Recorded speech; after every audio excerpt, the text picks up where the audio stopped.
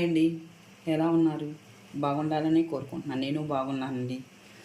ఈరోజు చింత చిగురు పప్పు చేస్తున్నానండి. ఈరోజు పప్పు ఫస్ట్ దోరగా వేపుకున్నాను. లైట్గా వేపుకుంటే బాగుంటుందండి టేస్ట్. దోరగా వేపుకున్నానండి. ఇప్పుడు చింత చిగురు 30 రూపాయలది ఇళ్ళమ్మటి వస్తే కొన్నా. ఇప్పుడు వస్తుందండి. చాలా ఫ్రెష్గా ఉంది. పెద్ద ఉల్లిపాయ, 2 పచ్చిమిరపకాయలు.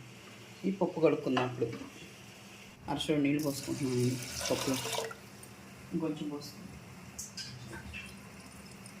ఒక 3 గిద్దలు సుమారు చాలు. ఈ లేత చింత చిగురు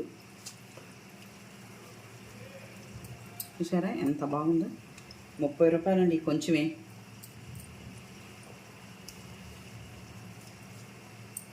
పచ్చిమిరపకాయలు, అదే పెద్ద ఉల్లిపాయలు. ఇప్పుడు ఈ పచ్చిమిరపకాయలు 2 తుంపులుగా వేసేద్దాం. ముక్కలు అవసరం లేదు, చిన్న చిన్న ముక్కలు అవసరం లేదు. ఇప్పుడు 1 స్పూన్ పసుపు. టమాటా కానీ చింతపండు కానీ ఏం అవసరం లేదండి మనకి. ఇంకా సరిపోయింది. చాలా అంటే చాలా బాగుండేది చింత చిగురు పప్పు. ఒక 6 విజిల్స్ రావాలండి. వస్తే సరిపోతుంది మనకి. పప్పు ఉడికింది చూసారా. సరే, కొంచెం నీళ్ళు సరిపోలేదండి. మళ్ళీ నీళ్ళు పోసుకున్నాం కొంచెం.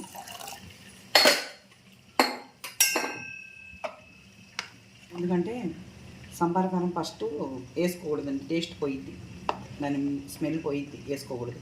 కొంచెం ఉడికిన తర్వాత వేసుకోవాలి.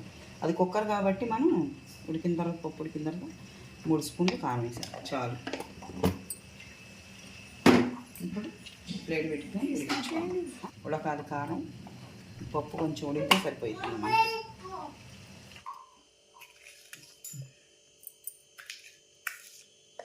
పులుపు కదండి, పడుతుంది ఉప్పు. బాగా మెత్తగా ఇలా వెనుక్కొని పప్పు తెల్లమాకు పెట్టుకుంటే చాలా అంటే చాలా బాగుంటుంది. 2 గరిటెల నూనె, 1 గరిటె నెయ్యి,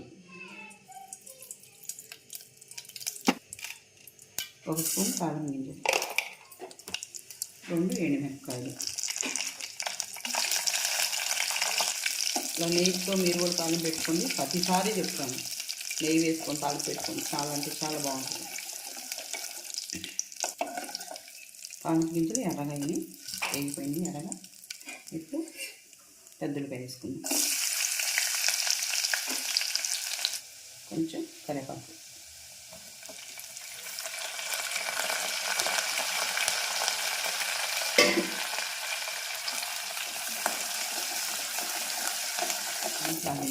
చూసారా అన్నీ వేగిపోయి. ఇప్పుడు పప్పు వేసుకుందాం.